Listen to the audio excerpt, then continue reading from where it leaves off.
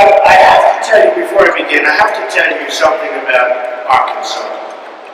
I have two friends, and they don't know each other, but they're both very wealthy people. Actually, they are very wealthy. They're not even great people. But they are very successful. And they both got very, very sick. And they had a form of cancer that the New York hospitals said, not going to work, it's over. And I spoke to one of them, and I said, what's going on? He said, I'm going to Arkansas. I said, why? Interesting, right? You hear so much about New York, great hospitals. I said, why are you doing that? He said, Dr. Barloggi. Does anyone know Dr. Barloggi? And this was 10 years ago. He was supposed to be gone in 4 months. He's living, he's happy, he's healthy, he's mean. We could have saved a nicer person, to be honest with you. My other friend, it was the same thing a couple of years later. They don't even know each other.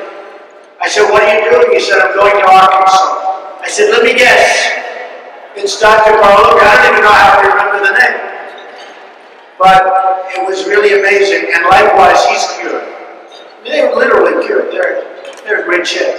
And they didn't have a chance. So with all you hear about these great hospitals in New York and all of the different things, all I know is, the proof is in the pudding, isn't it, folks? It's amazing.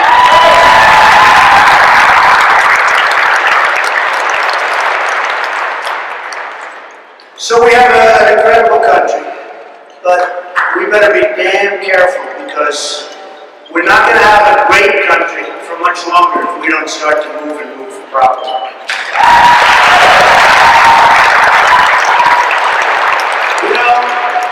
It's very interesting and very sad, but we don't have victories anymore. Remember, we used to have victory. We used to have great trade deals. We'd win. We always win. Now we never win. You look at this new deal with Iran. It's disgusting. It's disgusting. It's done by rank amateurs. And one of the things, look, nuclear is there's nothing more important because the power, the biggest risk we have today, it's not the armies, it's the power of the weapon. It's the nuclear, that's the ultimate. But even short of that, the power. We need strength. We need a strong military, really strong military, stronger than ever before. And we do nothing but cut back. And I will say this, I've had great receptivity. If I win and I become president, we're going to have such a strong military, nobody's going to mess with us.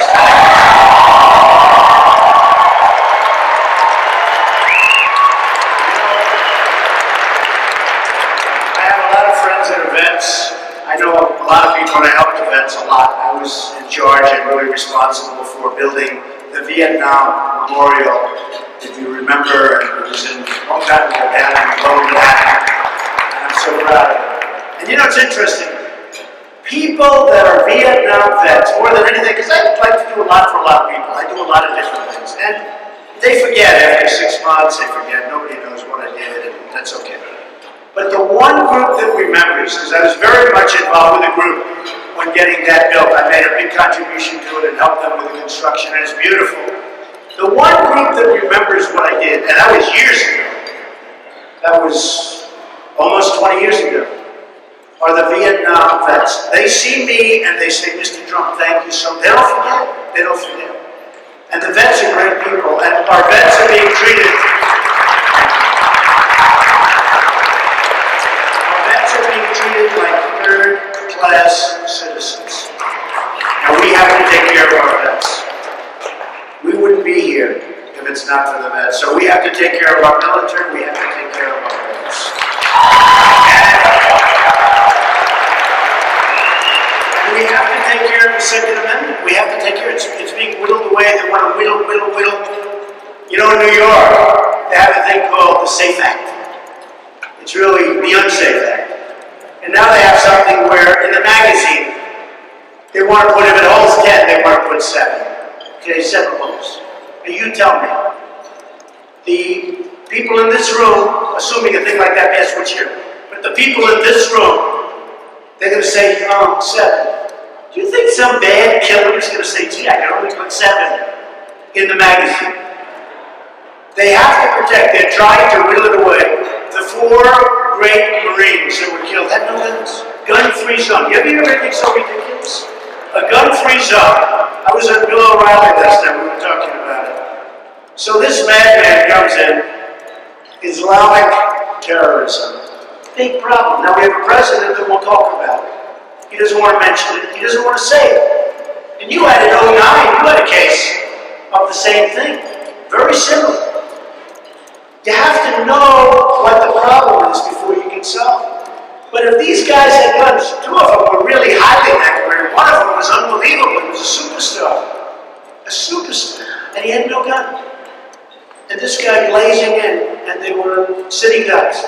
Can't have it. We've got to protect our Second Amendment, and we've got to very important. Let's get rid of these gun-free zones.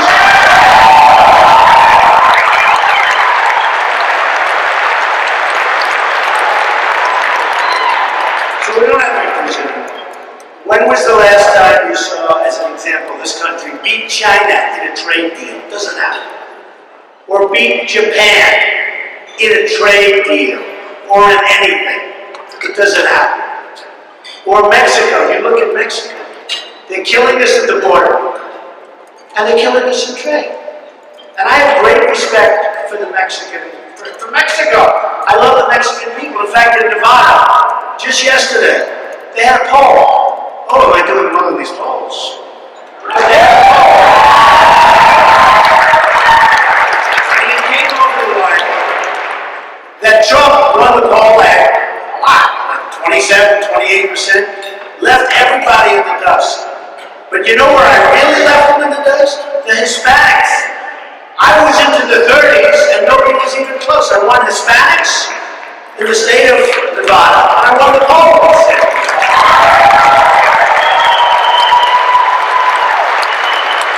And I won North Carolina. It's getting to a point if I come in second, I'm saying, oh, what's wrong? What's wrong? But we haven't been coming in second for a long time now. The big national polls just came out. Fox, as you know, came out last night.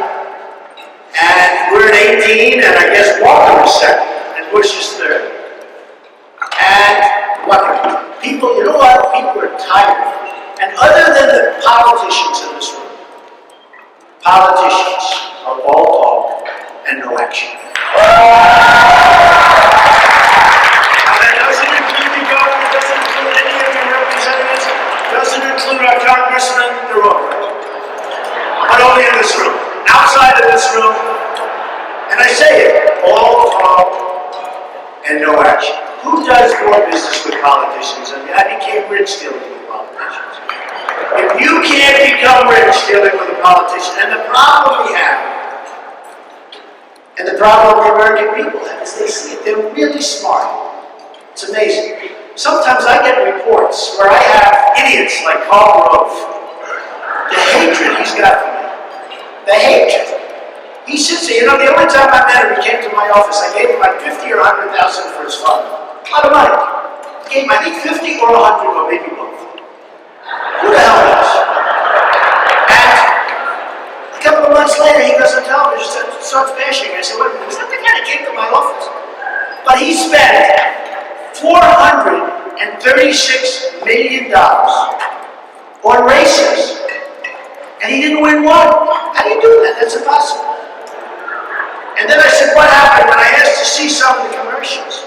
And I thought they were commercials for the Democrat. They were actually so good for the Democrat. I said, who did this? We need smart people. We have to be wise. And you know, the people are wise. When they see different, I better not say too many, because you know, some of them are starting to come over to my side. Some of the pundits are starting to like me. I can't believe it. I had 2 today, they told me. I know, it's incredible. Now maybe they see the polls, maybe they say, oh, that's going to happen. Who knows? Who knows? Somebody said, what does Trump have to lose? If he runs and wins, he's president. And will do a great job, by the way.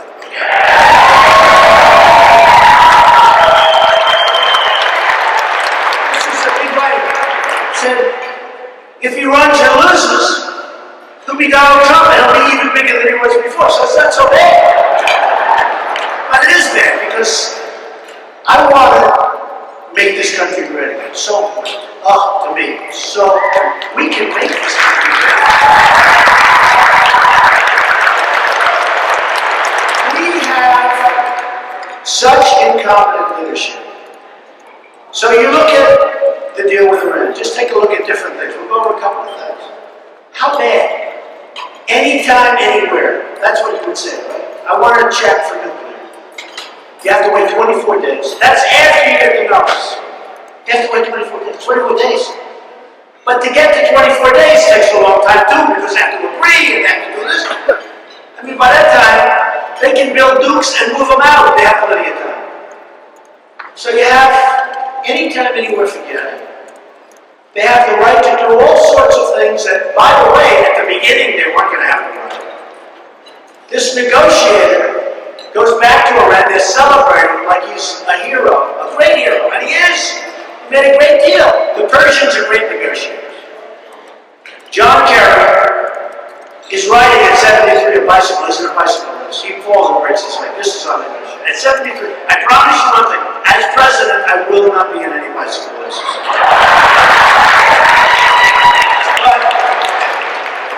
But we got so out-negotiated. And I'll tell you two things. First of all, we're giving them billions of dollars. Why? Keep the money. And they said, we don't want to discuss that, because we don't want to complicate the negotiation. Did anybody ever hear of the Art of the Deal? Trump, the Art of the Deal, right? The book. The best-selling book. They didn't read it. What happens? They didn't even come close to reading it. They have no idea what they're doing. They're out of their league. And I watched this negotiator on television, their chief negotiator. After watching for about 4 minutes, I said, there's no way that Kerry and our people can deal with this guy's too smart. In fact, I tweeted at Real Donald Trump, and millions of followers. Can you believe it? It's like owning a newspaper without the losses. It's incredible. Oh, it's crazy. But I tweeted, I said, you need help. We have the greatest negotiators in the world. I know one of the greatest. I deal with them. Some are horrible, horrible human beings. Yeah, well, young people in my team. They want to make me feel bad, so they give me all these young people, young, beautiful people. But I know all the great negotiators, many of them, from Wall Street, from different places. Some are fabulous, some are overrated, some are famous for no good. I know the good ones, I know the great ones. I want great negotiators representing us. I don't want these clowns as we go.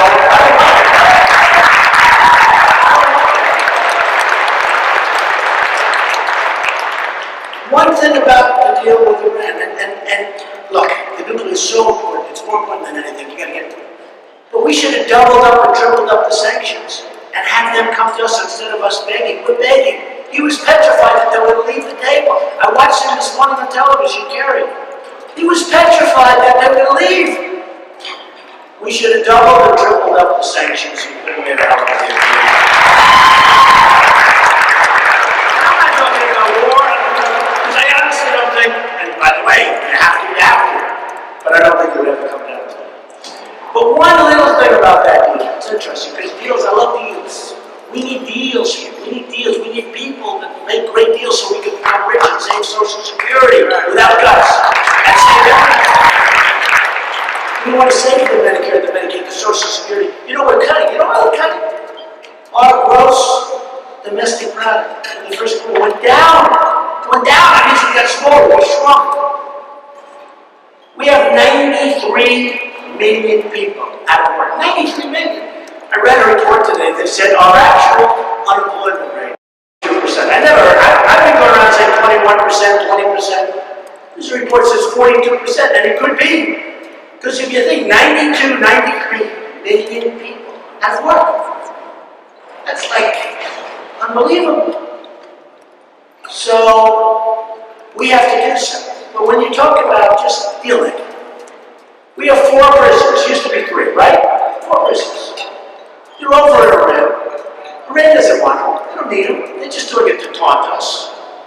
To show everyone that we're stupid. That we have stupid people representing us.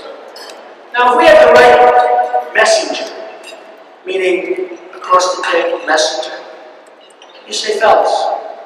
Now, in this case, it's all fellas, I hate to say. They haven't figured out that the women are smarter than men. It's going to take them about 150 years to get to. But you say, fellas, you got 4 people. Used to be 3. And I would have done it at the beginning, not at the end. I would have said, fellas, you got 3 people. You got to let them go. Great signal to the American people. You don't want them, you don't need them. Great signal, let them go. You don't let them go, they're not negotiating. And you start doubling up. They never even mentioned that. And then they asked Obama yesterday. And the anger that he had looking at this report, they just asked about the prisoners. Do you feel good about like leaving the prisoners there? How do you make a deal when you got these 4 people, now 4? And the anger from Obama, the anger looking at him. And Kerry, he said, we didn't want to bring that up because we didn't want to complicate the deal. Can you complicate the deal? Hey, we got 4 people, we want less complicated. My young kids at the table understand better than they do. That's complicated? We didn't want to complicate the deal. Why do we give back all the billions? We didn't want to complicate the deal. One thing has nothing to do with the other. This was nuclear. They can't talk about like 4 prisoners along with nuclear like it's 1/4 of a sentence. You don't even have to have anything. They can just let them go. And you know, I want to convince them it's good for Iran. Because the deal would go through. Because you know what? That's one of those points that's really bad. It looks bad. We feel like fools. And that's why they're dancing in the street. You don't see anybody dancing in the street in Arkansas. I can tell you that. There's nobody dancing in the street. So, it's so sad to see because we have such opportunity. But we have such stupid people representing us. It's really sad.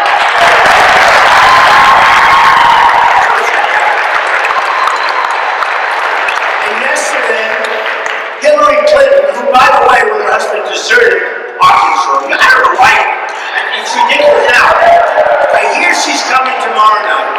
When this dinner was announced, and of course when they announced they had Trump, because when they have the other candidates, you're not going to do so well, just so you understand. So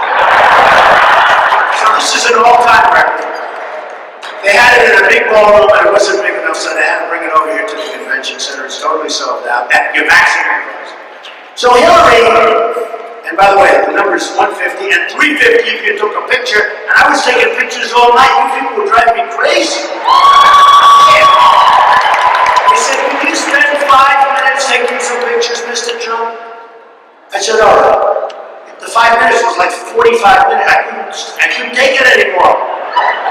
And they were getting $350 for pictures, and I said, well, wait a minute. Do I get anything? No, that's it. You guys made a fortune tonight. My hand is exhausted. You know, the chicken. But Hillary, who deserted Arkansas, deserted. They couldn't sell their tickets at all. So they reduced it to $15 a piece. That's good. I may even go. For $15, it sounds like a good deal.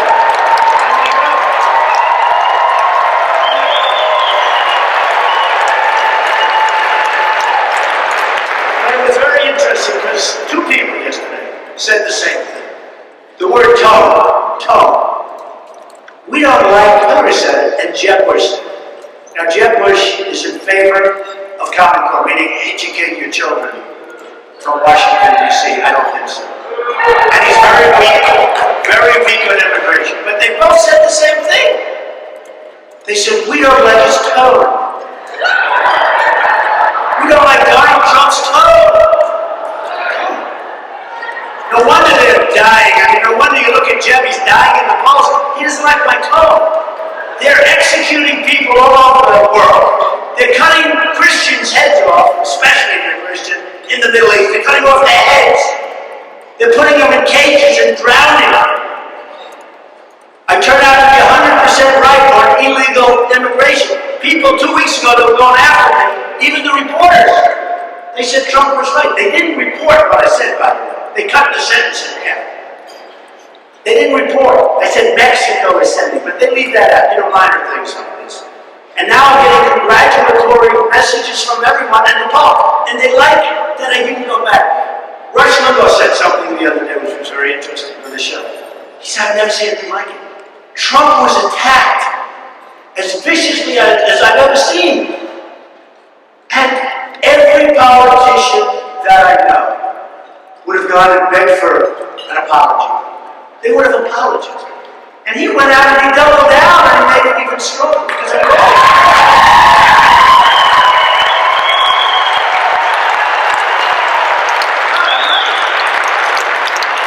What's going on is incredible. So let's talk about a couple of things. Ford, what a company. Good company, nice.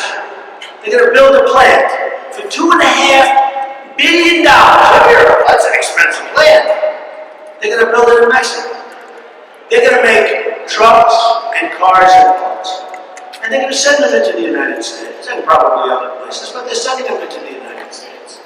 Now, I went to the Wharton School of Finance. I was actually a very good student. Can you believe that? And I went to it's the best school, probably the hardest school, one of the hardest schools in the world to get into, even then. And that was before I was strong. You understand, right? It wasn't so recent. I went to Wharton. It's like I'm a smart person. My uncle was up at MIT, Dr. John Trump. He was like a super genius. I mean, we're smart. Where do we benefit by having Ford go to Mexico to build a plant? Now, the problem I have with Mexico, because I have great respect for the country and the people. I love the people. They're hardworking. They're great people. The problem is the Mexican leaders are much sharper, smarter, and more cunning than our leaders. They're much more cunning. And what they're doing to us is incredible. So Ford is going in and they're going to build it. And now I said to myself, okay, let's say Bush gets elected. Or Hillary. Now, you know when Bush raises $100 million and Hillary raises 50, which is what they pretty much raised. You know that those people that put up that money, they're not doing it for no reason. They're not doing it like my table. All these young idealists, they probably think it's a wonderful thing. They're not doing it for a wonderful thing. You're going to wear that very soon, kids. They're doing it because they want something. And unfortunately, and who is better at that than me? See, now I'm on the other side of the table. But I don't need money. Nobody's going to give me money. I don't want money. I'm going to run my own thing. I'll spend my own money.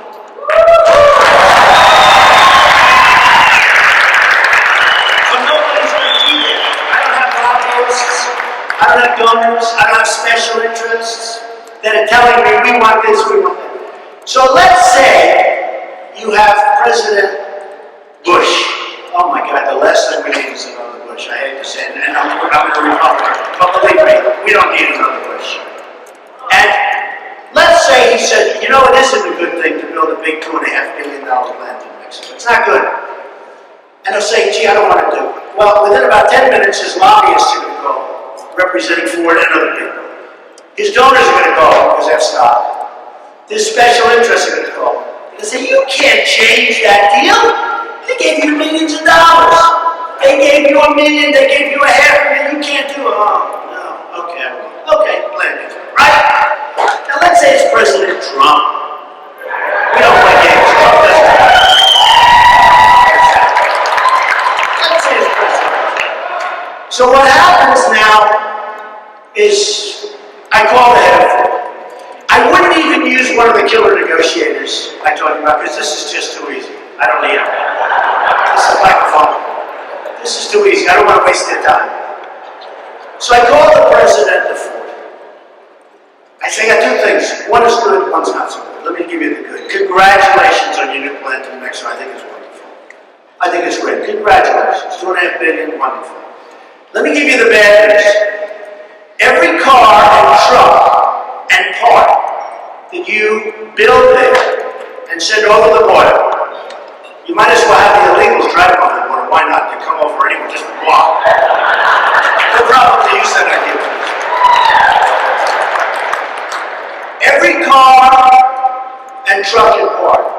comes over the border, we're going to charge you a tax of 35%, okay?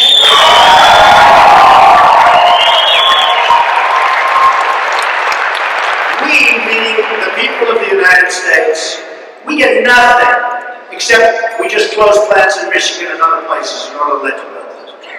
Now here's what would happen. He will say, no, you can't. He's a smart guy, by the way, he's a very good guy. Smart. They just announced 4 jobs are leaving for other countries. They just announced 4. A lot of jobs are leaving out of 4. A lot of other companies too. Because we don't keep them, because we don't have leaders that know how to keep them. They don't have a clue. And Bush will never have a clue. And Hillary will never have a clue. That I can tell you. I mean, like, who would you rather have negotiating against China or Mexico? Bush, Hillary, or Trump?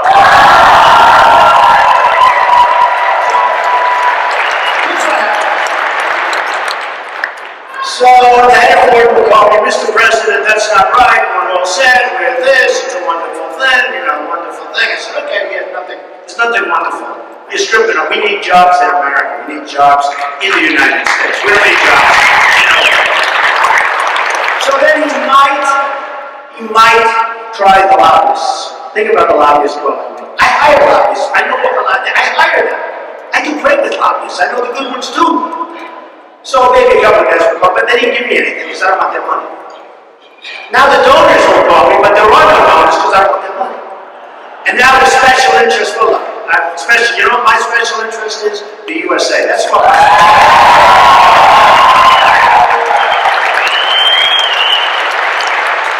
So now, you say, Mr. President, blah, blah, blah. He may even, if he's really good, because let's say the first call takes place at 12 o'clock. I would say the deal will be closed by 5 o'clock in the afternoon.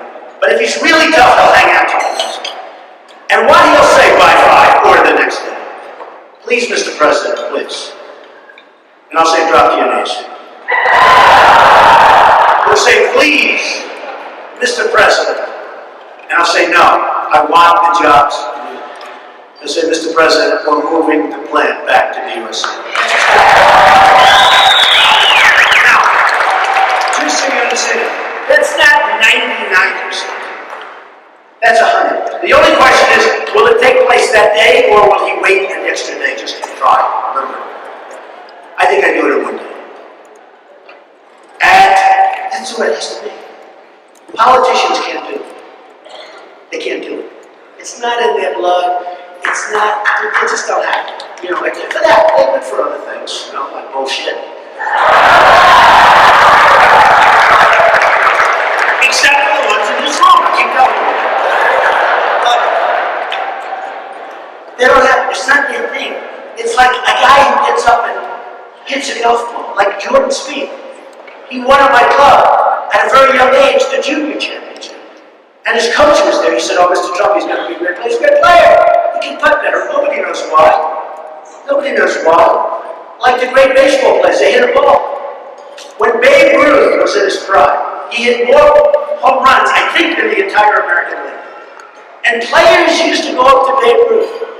And they'd say, Babe, how do you hit the home run? He goes, I don't know, man, I just swing at it. It's called talent. It's called talent. It's in your guts. You can learn, you can get better at it, but it's in your guts. The really great ones, like me, to be honest. But it's in your gut. And we can make this place so good. I'll give you another example. A friend of mine's a manufacturer. You hear about China. They send stuff over, no tax, no nothing. You want to do business in China, it's hell. And you will pay tariffs and taxes and everything. Nobody knows that. China, I love China. You know why? They sell apartments for $25, $30 million to people from China. Am I supposed to dislike them? I sold an apartment for $31 million. I sold all over the place. I'm selling, and by the way, from people from Mexico, they buy my apartments. They love me. I love them. So I'm not knocking China. I just wish our people, our representatives, our leaders, our president, was smarter and sharper and more cunning. Because we're being fleeced. They're taking our jobs. They're taking our money. And then they loan it back to us. They take our jobs and our money and they loan it back to us. Right now we owe China $1.4 trillion. So they take our money and then they loan it, we have to pay interest. Japan, boats coming in, the biggest boats you've ever seen. Millions of cars coming in. What do we get? We sell them wheat. And if we sell too much, they have riots in the street. It's like 20% of what they sell. So I go, I say, listen, fellas, it's okay. Don't worry about it. They won't take our product. They don't want to, you read it all the time, they don't want to take our product. I say, that's okay. We're about 20%, maybe even less. So whatever we are going to be, from now on, we're going to sell us 20% cars. So it's going to be nice, easy. You know how fast they'll be opening up their markets? Like in 2 seconds. That's easier than 4. That's easier than 4, maybe 9. That's happening. But we don't have people that even understand. So a friend of mine, and let me tell you, Japan is roaring back, Japan is coming back. A friend of mine who's a big excavator, that's what he does. You know, I build it, but I really do great as build.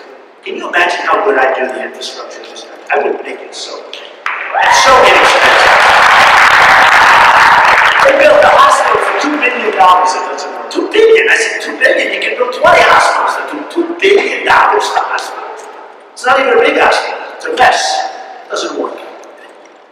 But can you imagine if we had somebody that really understood roads, tunnels? That's what they do best is build. I mean, it would be unbelievable what we could do. But this guy's an excavator, and he says to me, and I see him, he's like down. He always bought Caterpillar tractors. And I said, what's wrong? He said, you know, I feel really bad because I bought a tremendous amount of excavation equipment. I said, you buy cats? He said, no, I bought Komatsu. I said, why? He said, because Japan, and you've been reading about it recently, Japan has cut the yen, cut their currency, devalued it so much, that it's impossible for anyone to compete with it. Now China makes Japan look like beginners with the devaluations. And the trade deal, I'm the one that spoke up. I said, how can you make a trade deal without talking about devaluation? Because that's their #1 tool. And I did a lot. I mean, everybody heard me. And then they started talking about it, but they didn't do it right. They didn't do it. The trade deal was a disaster. They didn't do it right. So this guy was so devastated that he bought it. But he said, I owe it to my wife, I owe it to my family, I owe it to my employees. You gotta make the best deal. I said, you're right, you do. I mean, you know. See, I believe strongly in free trade. The problem with free trade, it's a big problem, is you have to have smart leaders. You have to have smart negotiators, or it's a disaster. It's been a disaster for us. We don't know what we're doing. We have massive deficits. Look at the deficit we have with Japan, or look at the deficit we have with China. It's like, if you look in terms of profit and loss, they're disasters. But it's like that with virtually every country. I think every country. I mean, do we do well with anybody? I don't think so. So, the reason that these polls come out, I think, and they come out so strongly, is because I do talk like this. I do talk about the fact that, you know, like I was a great student at a great school. I'm like this person that knows how the system works. I was a part of the system on the other side. I made a lot of money. You know, when I put my numbers in the other day, people were surprised because they said, oh, you know, it's interesting. They said, he'll never run. The genius pundits, who are really dumb people. They said, he'll never run. And they said, he'll never file his forms. I did that very recently. Then they said, he'll never file his financials. 90 some odd pages long, like 92, 98. It's a lot of financials. And they said, I filed it. They said, oh, he filed it. And then it turned out to be a big number, over $10 million. It's good, right? $10 million. That works $10 million. And I'm not bragging about that. I'm just saying that is the mentality. Whatever the hell is up there, that is the mentality that the country needs. That's what they want. And that's why I'm leading in all these polls, because people are tired of watching us get ripped off. They're tired of stupidity. They're tired of watching us just...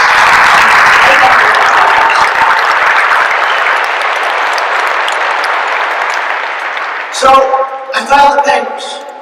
Now everyone's saying, oh, I filed the papers. Oh, so now they have a new term. Oh, but he'll fade. Fade. I My whole life has not been about fading. I built this incredible empire. I did a television show, and believe me, NBC wanted me so badly. NBC didn't care about inclusion. They said, he's not practicing inclusion. I practice more inclusion than they do. NBC is angry at me because I wouldn't do the new season because I said, you know, The Apprentice has been this tremendous success. So you all know, right? And NBC was my top executives at NBC were in my office a few months ago, begging me to do it. They please don't run. I said, no, you gotta understand. I'm running because I can make this country great again. I've given up a lot of money. You saw the money I made from The Apprentice. It's a lot of money. It's filed. $213 million I was spent. $213 million. I could go on forever. And I said, no. I want to make the country great. I mean, I'm giving up more than my whole campaign's going to cost, if you think about it.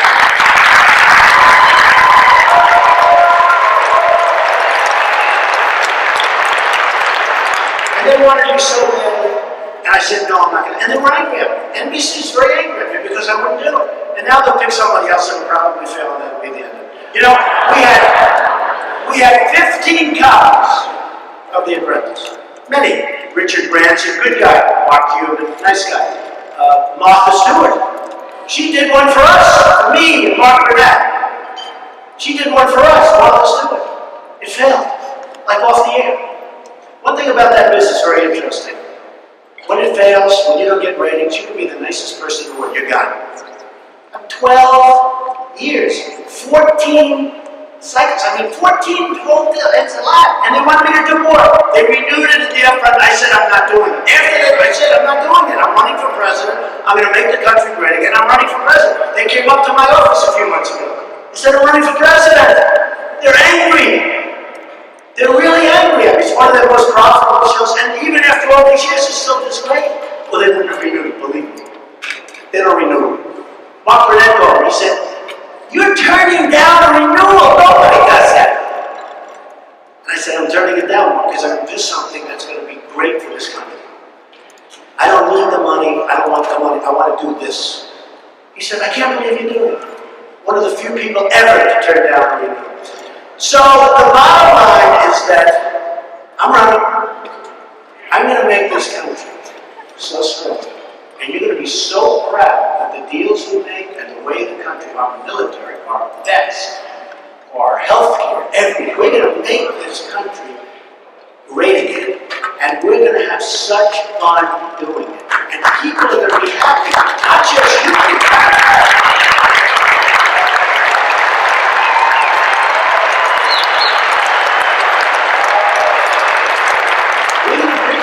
From China.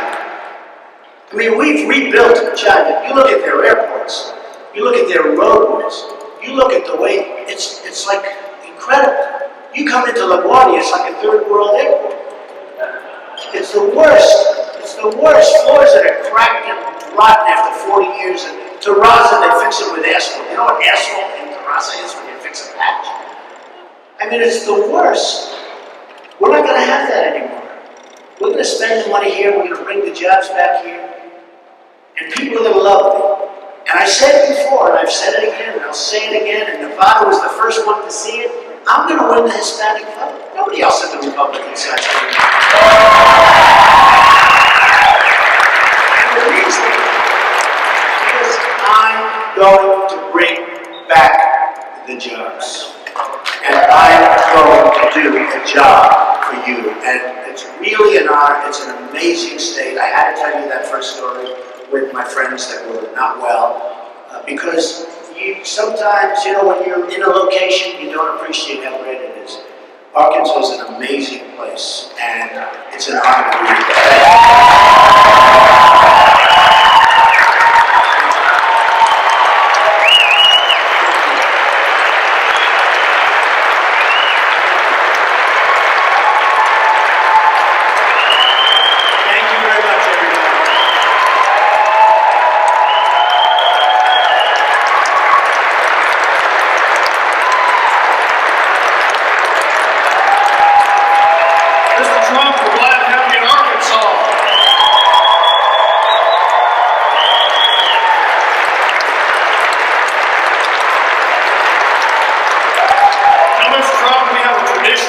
Arkansas that when a visitor comes in the state, we declare and make them an Arkansas traveler so that you will experience our hospitality. And I want to make you an Arkansas traveler. And then the director of the Department of Revenue wants to get your Social Security number so that you can pay taxes in Arkansas.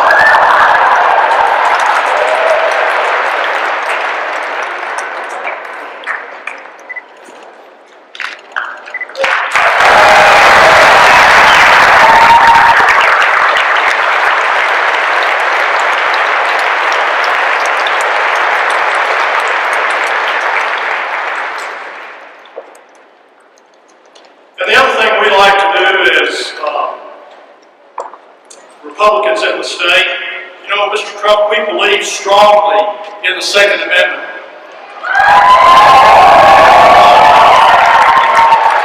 So strongly that the Republican Party of Arkansas has a series of rifles called the Arkansas Republican, and these Henry rifles, President Lincoln received number 6 of the original series.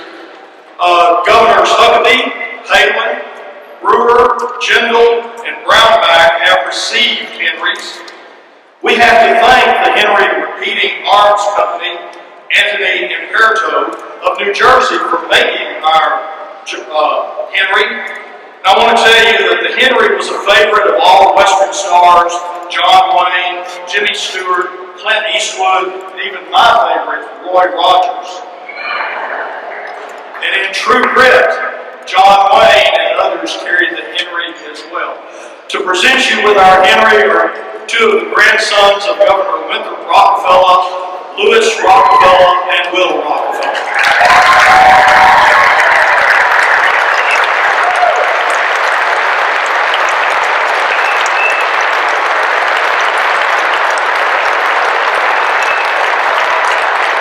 It is enshrined, presented to Donald Trump by the Republican Party of Arkansas, July 17, 2015. We hope that you fire it a lot.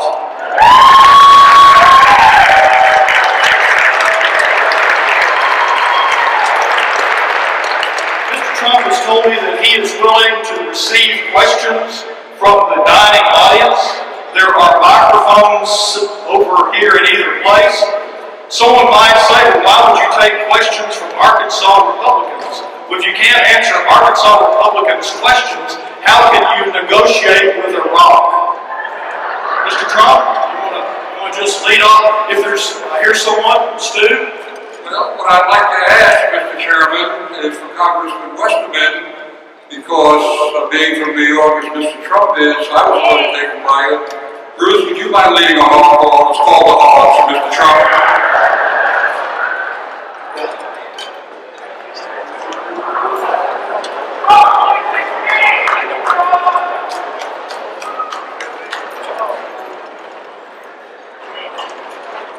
This is Congressman Bruce Westerman, former Razorback, 4th District of Arkansas.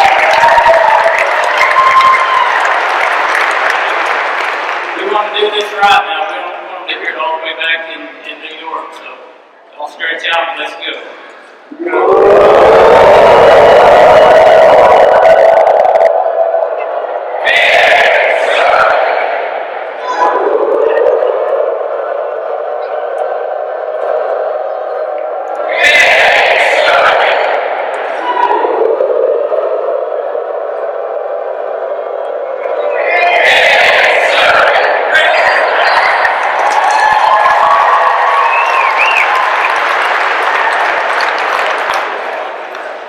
Other questions? Any questions?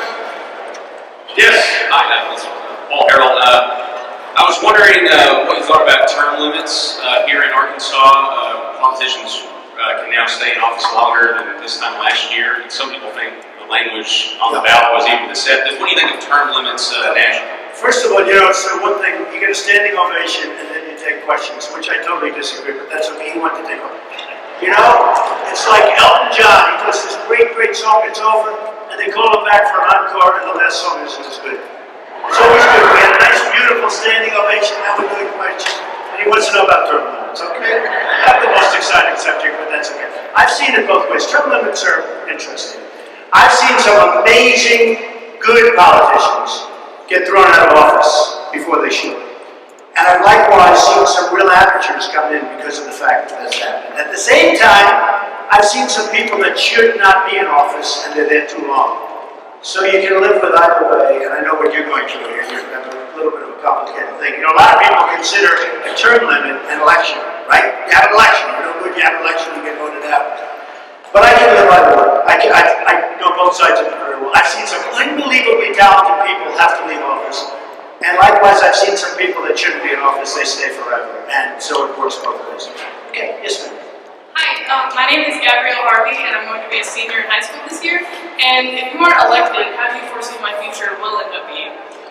Well, you have to go out and we have to create jobs, because I have this question so much, especially from young college students, where they go and they borrow money and they're borrowing up to the neck and they don't know what to do, and they become good students and they work very hard and they graduate from college and they can't get a job.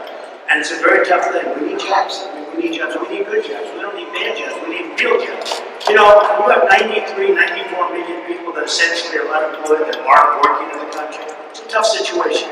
Just do, you know what, do well, get good marks, work hard, and remember this, do what you love. Focus on what you love, you're going to be very successful. Okay? Thank you so Thank much. you.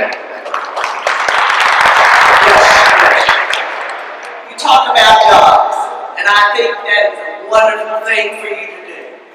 But I want to know what you are going to do about the fact that there are so many people that will not work, and they have some kind of program that prohibits them working, and what can we do to change that? Thank you.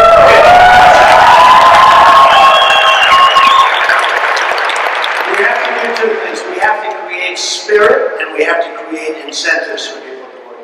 A lot of people do not have the incentive to go out there and work. And once they do, they can make much more money, do much better, and love their life.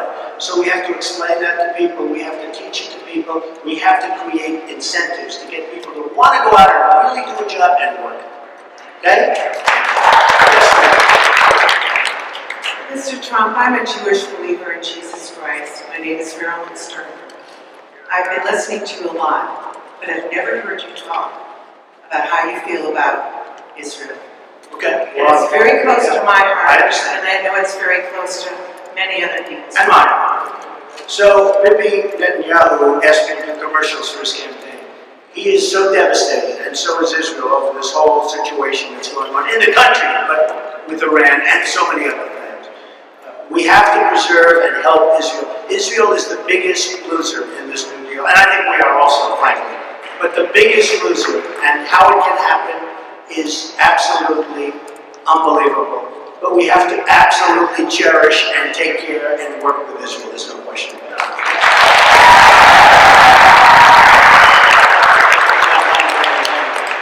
What's your position on the political elite? Politicians and government agencies that place themselves above the people. When are we going to rein that in?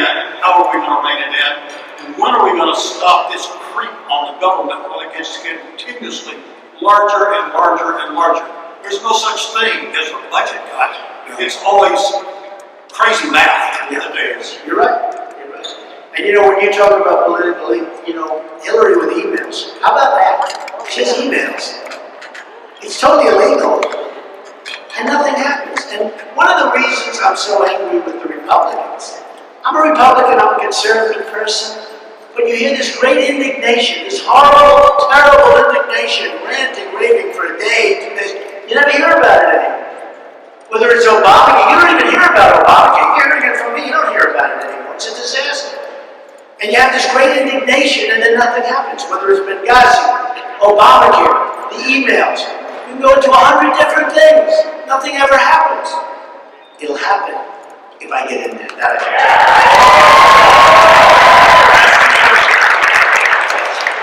Hi, my name is Vicki Henderson. Mr. Trapp, one of the things that I think is most important that the President would do is appoint Supreme Court justices. Can you tell us how you would feel about pro-life and same-sex marriage? Yeah, I'm pro-life. I would, you know what? It's a very interesting question. But one thing you need is great, competent, brilliant judges. Some decisions have come down recently, like Justice Roberts, who really, Jeb Bush was the one pushing it. He gave us Obamacare. It shouldn't even be called Obamacare. He had 2 times to kill it. And both times he didn't. He's a Bush appointment. He's a Bush appointment. 2 times he could have killed it. Especially the first time. It was shocking. Nobody believes the decision. It was a wrong decision. And we have to put great people in who believe in our values. It's very important. That's one of the most important decisions you're going to make as president. Okay, final question. Yes, ma'am. Mr. Trump, I'm retired military. Good. Thank you for the comments that you said earlier about protecting our military and our veterans. Thank you.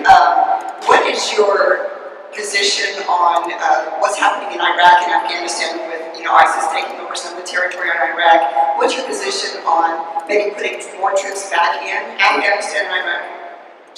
So I was against going into Iraq. I'm a very militaristic type person. But you got to know when to use it. And if you look, Reuters in July of 2004, the Bush people came to my office because I was getting so much publicity. It was such a bad thing to do. I said, you're going to knock out, you have these 2 powers that were equal, militarily. And they'd go over here, and they'd fight for years, they'd fight here, and they're back and forth, they were the same. Saddam Hussein would go 10 feet, Iran would go 10 feet, and then they'd rest for a few years, right? I said, you're going to decapitate one of those powers. And what's happening exactly, and I said this 2004, I said Iran will take over Iraq, and the oil, and other people will also take over the oil, and they'll make Saddam Hussein look like a baby, ISIS.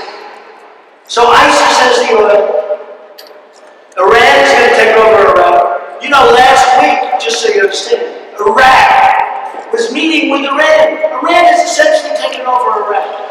And in a sense, there is no Iraq. It's different factions, different groups. The government is corrupt as hell.